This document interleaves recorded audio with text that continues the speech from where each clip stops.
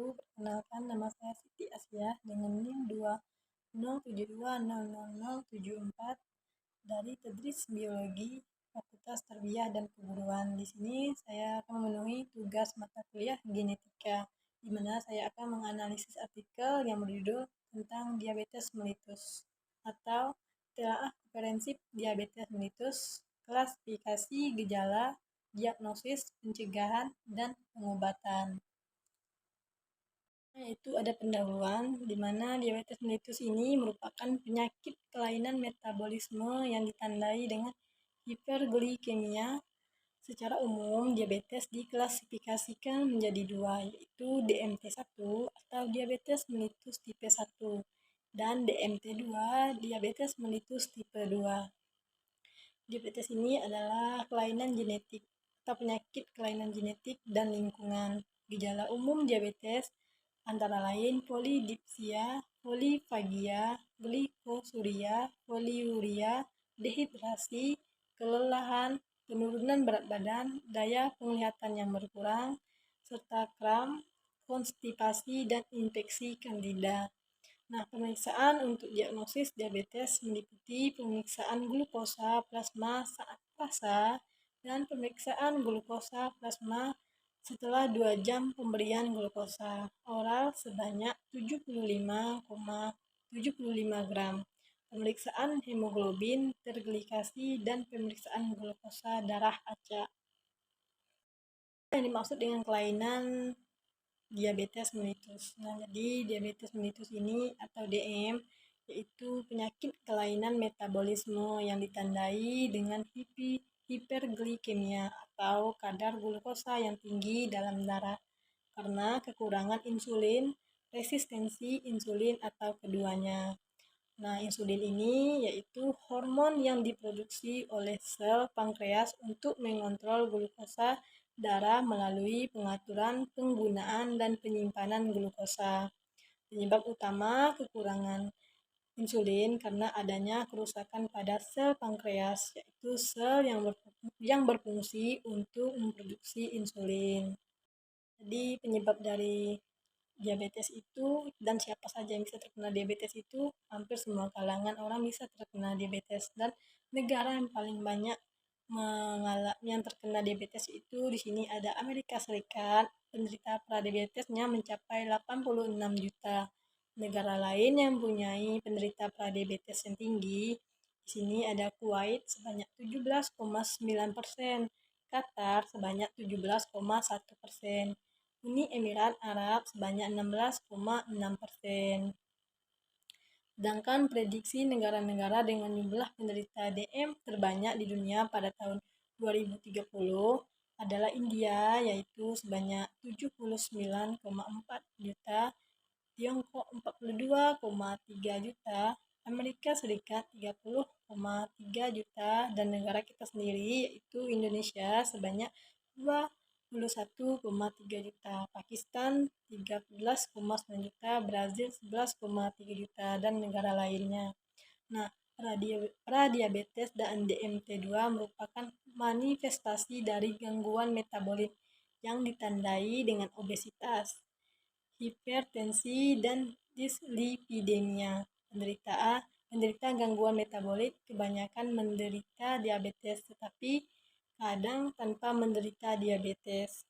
Pengenalan lebih awal penderita pradiabetes penting agar individu tersebut mampu merubah gaya hidup dan diberi terapi yang tepat sehingga mengurangi risiko terjadinya diabetes. Definisi dari gangguan atau sindrom metabolit adalah terdapatnya 3 atau lebih abnormalitas dari kriteria berikut. Yang pertama, lingkar pinggang. Yang kedua, total gliserida. Yang ketiga, kadar kolesterol. Yang keempat, tekanan darah. Yang kelima, kadar glukosa puasa.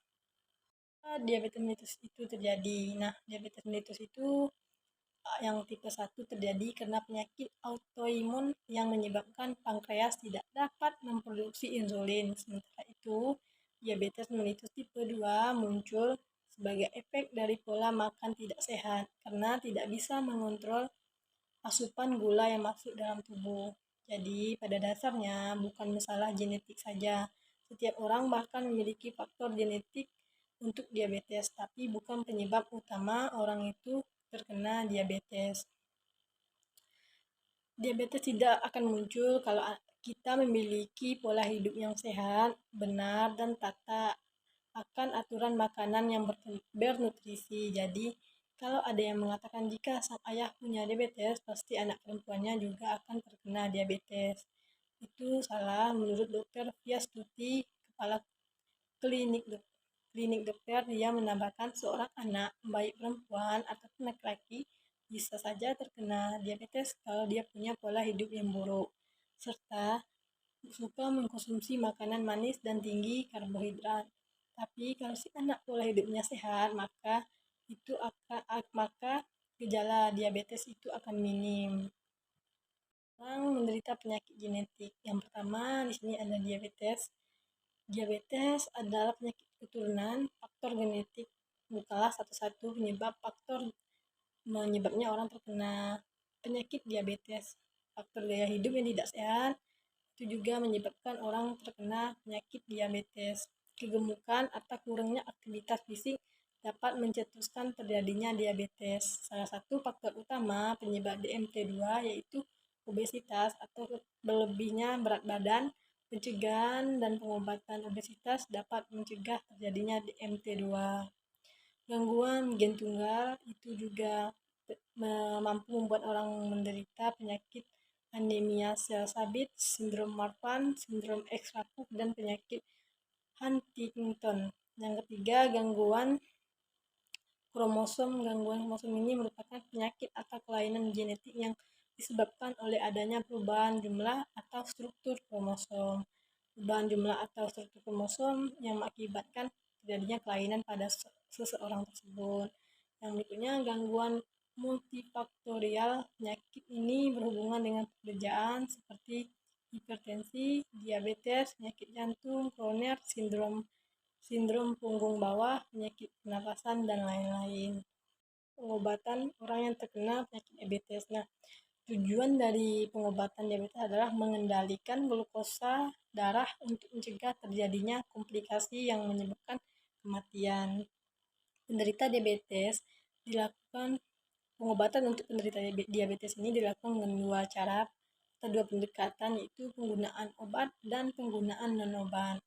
Itu menurut Hari Kumar et al. 2015. Nah, obat DMT1 merupakan diabetes yang disebabkan oleh kekurangan produksi insulin akibat rusaknya sel pankreas, sel yang berfungsi untuk memproduksi insulin, sehingga diobati insulin dari luar tubuh selama seumur hidup. Umumnya, obat DMT2 diberikan secara oral, metformin, dan sulfonylurea yang merupakan anti diabetes yang sudah digunakan sejak lama. Pertama, untuk pengobatan DMT2 yaitu adalah metformin. Metformin ini menjadi pilihan utama karena efektif dengan dua mekanisme kerja, yaitu mengurangi sekresi glukosa hepatik dan meningkatkan penyerapan glukosa. Aman untuk penderita DM tanpa gangguan hati dan ginjal, dan harganya cukup murah. Nah, pemilihan obat DM berdasarkan pada jenis diabetes, usia, situasi, dan faktor lainnya. Insulin biasanya diberikan secara subkutan dengan suntikan dan pompa insulin. Nah, insulin ini diberikan juga secara intravena. Saat ini tersedia insulin manusia dan analog insulin. Ada beberapa insulin yang bekerja cepat, memberikan efek mulai dari 4-20 menit dan puncak antara 20-30 menit, seperti aspart, lispro, dan glulisne. Analog insulin yang bekerja dalam jangka waktu pendek, efektif dalam 30 menit dan puncaknya 2-4 jam, seperti insulin Actrapid TM, Humulin STM, Insuman Rapid TM. Nah, 3 analog insulin yang bekerja dalam jangka waktu menengah yaitu onset puncak antara 4-6 jam dan efek 14-16 jam. Nah, yang terakhir itu ada kesimpulan. Jadi dapat kesimpulan dari analisis artikel di atas itu diabetes merupakan penyakit kelainan metabolit dengan gejala utama berupa hiperglikemia. Penyakit ini menjadi permasalahan global karena penderitanya terus meningkat dari tahun ke tahun. Diagnosis dan pengobatan yang tepat dapat menurunkan jumlah kematian akibat diabetes penderita DMT1 yang tidak mampu memproduksi insulin sesuai kebutuhan tubuh, dan DMT2 dapat diobati dengan golongan obat sulfonylurea, mektinic, binguanid, tizolidinedione inhibitor, aglycosidase, analog peptida, dan analog amilin. Nah, sulfonylurea ini mempunyai kelebihan menurunkan kadar glukosa darah dengan meningkatkan sekresi insulin. Harganya juga cukup murah dan menurunkan HbA1c sekitar 1%. Kelemahan sulfonylurea ini menyebabkan hipoglikemia dan gagal ginjal pada penderita DM usia lanjut. Meklinitit mempunyai kelebihan yaitu menurunkan kadar glukosa darah dengan mekanisme kerja